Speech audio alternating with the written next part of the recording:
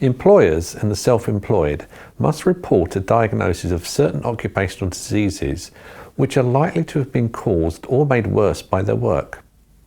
Reportable diseases must be diagnosed by a doctor, and employees need to provide the diagnosis in writing to their employer. The diagnosis may relate to a new diagnosis or the worsening of an existing condition or symptoms.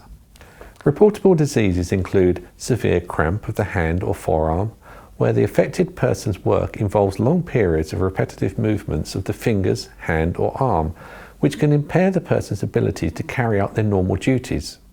This condition is reportable when it's chronic and has happened to someone whose work involves associated repetitive movements. This would not apply to someone who has just experienced an acute cramp instance at work. Carpal tunnel syndrome is not always work-related, but when it is due to work factors, it's often related to handheld vibrating tools such as sanders or grinders, and it should be reported. Occupational dermatitis would be reportable when it's associated with work-related regular exposure to a known skin sensitizer or irritant. If it can be proven that dermatitis has been caused solely by the exposure outside the workplace, then it would not be reportable. Hand-arm vibration syndrome would be reportable when the person affected works regularly with percussive or vibrating tools, or where the person regularly holds a material or object that's subject to such a tool.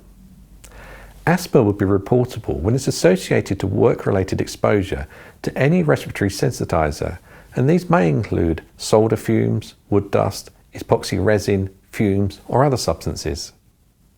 In the case of asthma, when there is good evidence that the individual already had the condition and it had not been triggered by or made worse by exposure at work, it would not be reportable. Tendinitis is a type of tendon injury, and workers who have physically demanding repetitive tasks are more likely to develop these conditions.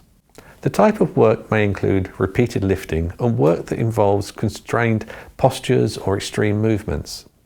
Examples could be bricklaying or assembly line work.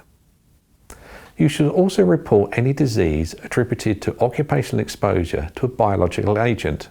For example, leptospirosis, tuberculosis, hepatitis, anthrax, legionellosis, and finally tetanus.